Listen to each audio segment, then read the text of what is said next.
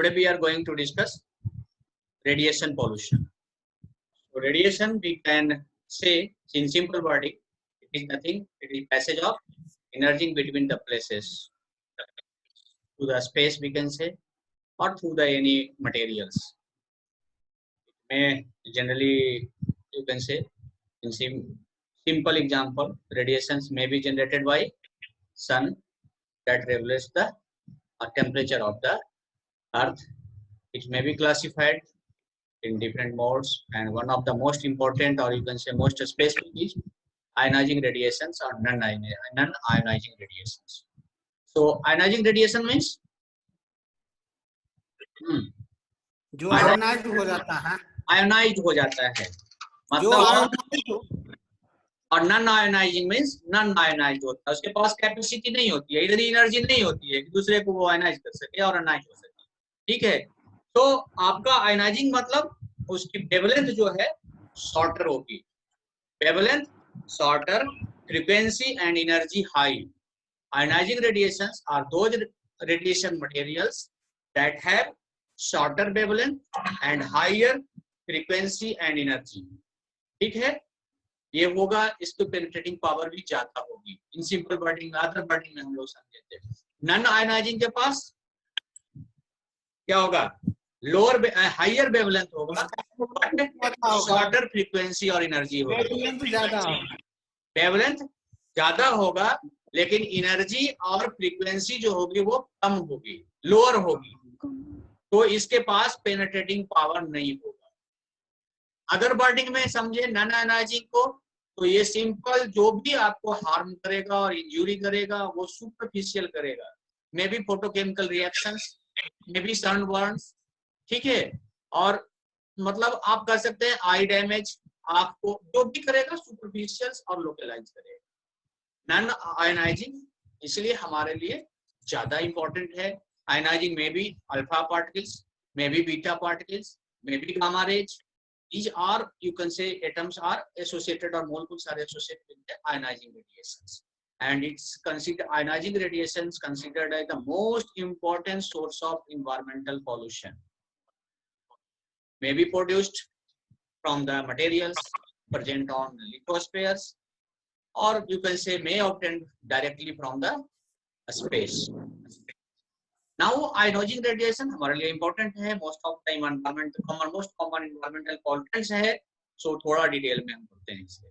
It may be electromagnetic radiations, electromagnetic radiations non ionising भी हो सकता है, बट यहाँ पे हमें लेके आना है उसी को जिसकी की वेवलेंथ कम है, एनर्जी और फ्रीक्वेंसी ज्यादा है. ठीक है, इधर इलेक्ट्रोमैग्नेटिक और पार्टिकुलेट मैटर आप पढ़ रखे हैं, आपको पता है ये सब चीजें.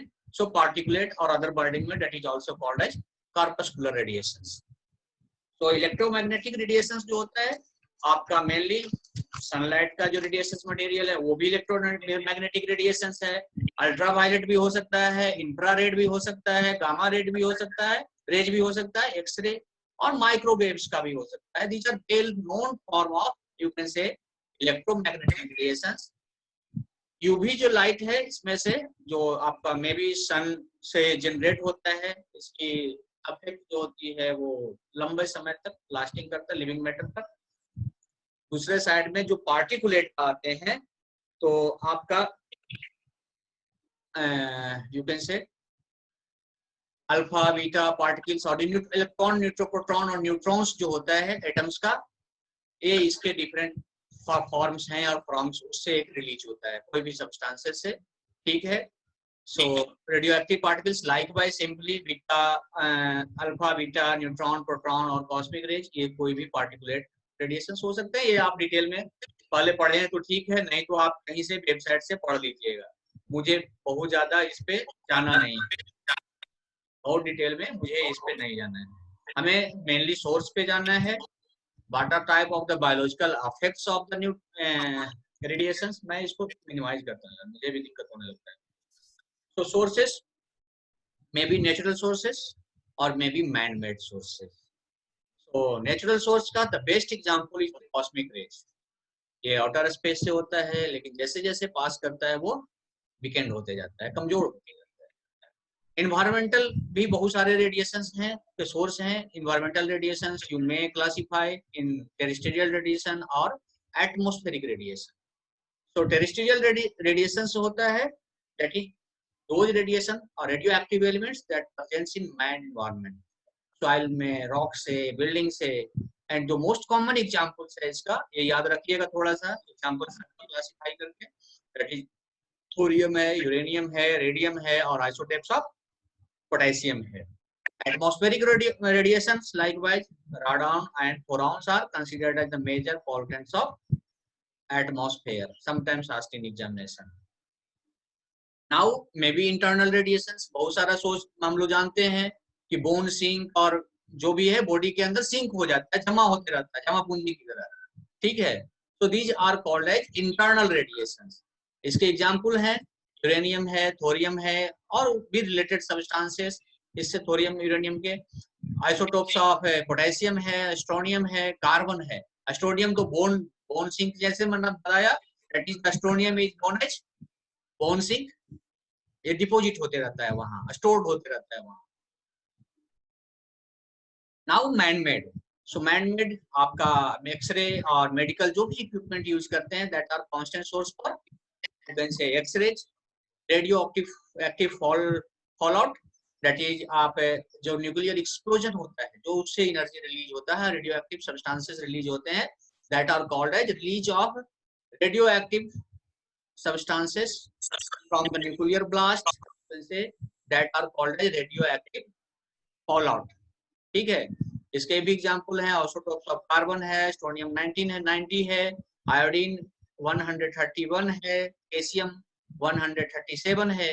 सो ये सब का हाफ लाइफ जो होता है वो बहुत लंबा होता है, तो इजीली डिके नहीं हो पाते हैं, बहुत लंबे समय तक इन्वायरमेंट में परसिस्ट रहते हैं और they are, you can say, affecting the, you can say, any living bodies.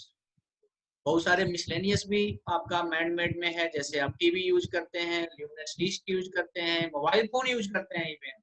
So these are, you can say, the constant source of radiations, or we can say these are constantly imaging the energy. Now there are various radiation units, or you can say measurement units of radiations. Most of the things you know, but some specific points that I wish that you must know. So Curie, all of you know previously, है ना? So radiations can be expressed in various units. Curie, that is a unit of decay, which refers to 37 billion atoms decaying per second. That is called as Curie. So the impact of radioactivity is measured in terms of, we can say, dose. Dose, how you can calculate the dose or define the dose of radioactive material. So this is most important in the RAD. RAD, that is the radiation absorbed dose. It is defined as energy received per unit of material exposed. जिसको भी है आप note कर लीजिएगा, जिसको याद करना है वो याद कर लीजिएगा। इसमें से एक आध क्वेश्चन आपका दिया रहता है एग्जाम्स में। Generally 100 per gram is equivalent to 1 rad. Rad means radiation absorbed dose. Now the most important things that I always asked in examination, that is the RAIM. That is for our concern. So the effect of radiations on biological material is measured in terms of RAIM, that is the Roentgen equivalent man. ठीक है? So most of the time the radiologist use, you can say, the unit, that is the R, unit R, that is the Roentgen, while you can say performing during the X-ray examination. So these are, आपको R याद रखना है, Roentgen, RAIM को याद ही रखना है, RAD याद रखना है, और Curie most, maybe somewhat but not most. RAD and RAIM are most commonly asked in examination. Now जो इसका सबसे इम्पैक्ट है, जो हम लोग को पढ़ना चाहिए और हम लोग पढ़ाते भी हैं और मोस्ट कॉमनली एग्जाम्स में आता है, द शॉर्ट नोट्स और लॉन्ग क्वेश्चंस में। तो biological effect of radiations, so there are two type of the effect of radiations on human body or any living body. We can say one is the somatic effect और दूसरा genetic effect. Somatic effect again you may classify in two ways, either immediate effect or delayed effect. ठीक है? Just for example, in immediate effect में, if your body getting exposed to 25 rad of single dose of 25 rads, that you may not got any type of the observable change. But if you got exposure or if you get exposure to 100 rads of a single dose, that may initiate vomissions or your fatigueness, आप थका महसूस कर रहे हैं, आपको vomission symptoms आ रहा है और भी कुछ कुछ symptoms आ रहे हैं. So these are symptoms, जो acute symptoms होते हैं, that's may called as radioactive sickness. जो आप तुरंत पा रहे हैं, स्किन बर्न हो जाना, काला पड़ जाना, वोमिटिंग हो जाना और थका महसूस कर देना, पूरा बॉडी टायर्ड हो जाना, टूटना, सर दर्द पकड़ लेना. So these are, you can say, considered as a radioactive sickness, or you can say acute radiation syndrome. पूरा जो symptoms आता है उस group को syndrome is a cluster of symptoms or group of symptoms, bunch of symptoms you can say. So symptoms आता है, that is called as radioactive sickness or acute radiation syndrome. Again example में जाते हैं तो 400 to 500 रोएंटेंस are कहता है कि आपका होल बॉडी एक्सपोजर होता है तो that may have fatal effect, आपके डेथ और किसी भी आदमी की डेथ हो सकती है उसमें. और 600 to 700 जाते हैं तो 100% डेथ फिक्स है डेथ इसका. So some delayed effects that are, you can say, anybody not recognizing because its effect exposure of radiations affects after a long time, you can say past में, future में, बाद में affect आता है, बहुत समय के बाद इसका अफेक्ट दिखता है. that may leads to leukemia, may leads to the cancer, or that it's have carcinogenesis effect, carcinogenic effect, may have some type of the fetal abnormalities, fetal developmental abnormalities, or you can say in simple wording में shortening of life, आपका life span भी shortening करता है. Genetic effects में बात करते हैं तो डेफिनेटली हमारे कहीं ना कहीं जेनेटिक मटेरियल को ये अफेक्ट करता है. That one of the example, one और टू एग्जांपल जो भी यहाँ दिया हुआ है, मे बी क्रोमोसोमल म्यूटेशंस को that have sterility, that are mainly associated with sterility, ठीक है, और that may leads to the sterility. Point mutation that affects the particular genes, and if there are point mutations in particular gene, then definitely the function of that particular genes gets altered. So these are certain these हमने example यहाँ पे picture internet से लगाया है कि कैसे कैसे क्या क्या रेडिएशन माने सिकनेस है, बर्न्स दिया हुआ है और भी है डेफॉर्मेशन वगैरह दिया हुआ है, ठीक है ना. आरबीसी, लंग्स में क्या, थायराइड में क्या, स्टोमक में क्या, बोन मैरो में क्या इफेक्ट पड़ता है, डिफरेंट डिफरेंट डोज लेवल का. और कुछ इफेक्ट्स बाद वाले भी हैं. आपको बहुत सारा न्यूक्लियर एक्सपोजर तो मैं उम्मीद नहीं करता हूँ कि आप जानते होंगे, बट चर्बोनाइल इज द फेमस, है ना, न्यूक्लियर लीकेज. चर्बोनाइल जो भी पढ़ते हैं आप उसे, हाँ, तो वो आपको पता है, नहीं पता है तो एक बार देख लीजिएगा जिनको नहीं पता है.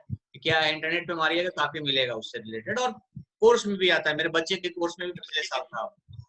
तो अब हमें इसे कैसे कंट्रोल करना है, हाउ वी कंट्रोल और minimize, not control, we can say minimize the radiation hazard. So proper monitoring करना है, प्रिवेंशन ऑफ लीकेज के लीकेज भी ध्यान रखना है कि ये लीकेज ना हो जाए, आइदर नेचुरल सोर्स से भी और मैन मेड सोर्स से भी. आप 5-6 साल बैक में दिल्ली में सुने होंगे कि एयरपोर्ट से कोई आदमी जो आपका रेडियो मशीन कोई इक्विपमेंट था उसे कबाड़ी वाले को बेच दिया, और पता नहीं क्या था वो, मुझे याद नहीं है बढ़िया से कौन सा रेडियो एक्टिव सब्सटेंसेस उससे रिलीज हो रहा था, और वो 100 मीटर और लाइकवाइज किसी एरिया को सारे पॉपुलेशन को अफेक्ट कर गया. अभी 10-15 साल, 10 साल भी नहीं हुआ है दिल्ली में जो इंसिडेंस हुआ था. वो कहाँ से रिलीज हो रहा है पहले तो यही नहीं पता चला, क्या हो रहा है, क्यों हो रहा है, यही नहीं पता चला. लोग सिम्टम से ग्रसित होते जा रहे हैं, मोर्टिलिटी भी हुई थी उसमें, लेकिन बाद में वो पता चला कि रेडिएशन का सोर्स कहाँ है, कबाड़ी वाला है. तो कबाड़ी वाला में कोई भी मेडिकल इक्विपमेंट्स था उसे सेल कर दिया गया था ऐसे ही. But these are proper guidelines. अगर कहिएगा तो मेरे पास रूल्स रेगुलेशंस हैं how we have to dispose, और से टेंडर करके, और जैसे भी है प्रॉपर गाइडलाइंस है, और एक्ट बना हुआ है कि इस एक्ट के तहत ही आप किसी भी रेडियो एक्टिव इक्विपमेंट को, जो भी इक्विपमेंट है इससे रिलेटेड, आप उसे सेल कर सकते हैं. यहाँ तक कि कंप्यूटर सेलिंग के लिए भी आपका स्पेसिफिक गवर्नमेंट का गाइडलाइंस है। तो आपको अगेन केयर करना है during handling of the radio isotopes और एटॉमिक पावर रिएक्टर्स को आप मैनेज कर रहे हैं। तो disposal of radioactive waste must be done under strict supervision or you can say as per regulatory regulations, as per government regulations। ठीक है, nuclear explosion जो भी है ऐसे कैरी करना है कि कोई वहां से न्यूक्लियर रेडिएशन का स्कैटरिंग नहीं हो, वहां से एक्सपोज नहीं हो बाहर। ठीक है, radioactive substances should be sealed, properly sealed करना है। जो भी पर्सन इंगेज होते हैं, खासकर जब आप सर्जरी में जाइएगा और रेडियोलॉजी पढ़िएगा तो वहां आपको करना पड़ेगा। So there are various types of the equipments that are used as a protective equipments. Some of these are may be film based और you can say criticality locket आता है जो आपके एक्सपोजर लेवल को रिकॉर्ड करता है।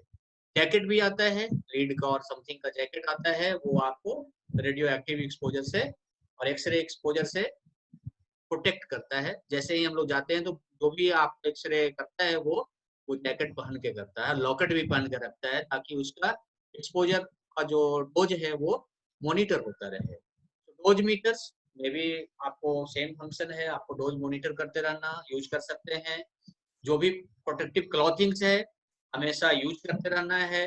और lastly but not least, जो आपका जो भी इंटरनेशनल आपका जो गाइडलाइंस हैं, just like guidelines given by recommendation given by the International Atomic Energy Agency और International Commission on Radiological protections और वर्ल्ड हेल्थ ऑर्गेनाइजेशन में भी देखिएगा आपको मिलेगा आयनाइजिंग रेडिएशन पर बेसिक इंफॉर्मेशन WHO ने भी जारी कर रखा है। मैं आज लिटरेचर देख रहा था, उसमें सारा कुछ बता रखा है, पार्टिकुलेट मैटर से लेके ईच एंड एवरीथिंग का थोड़ा इलेक्ट्रोमैग्नेटिक सारा कुछ बता रखा है।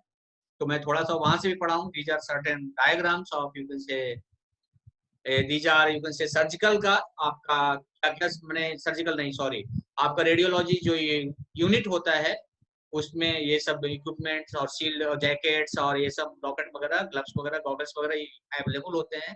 ठीक है, नाउअडेज फैशनेबल में आपको भी कभी कोई मिले होंगे सेलर्स, है ना, सेल्समैन, जो कहे होंगे कि ये स्टिकर लगा लीजिए सर तो आपका मोबाइल जो है आप प्रोटेक्ट रहिएगा इससे। Yes sir. और यहाँ तक कि एक मैं एक बार गया था ये विजिट में, इसमें भी मेरे पास कुछ मैसेज आए थे। एक ये कमांड्स हैं, वो कमांड देने के बाद आपका मोबाइल कितना radioactive substances material release कर रहा है वो डोज बताएगा। And you can go check directly from the internet this dose is harmful for us और नॉट। ठीक है, बताइए कुछ हमारे बताने लायक चीज हो तो मैं बता सकता हूँ।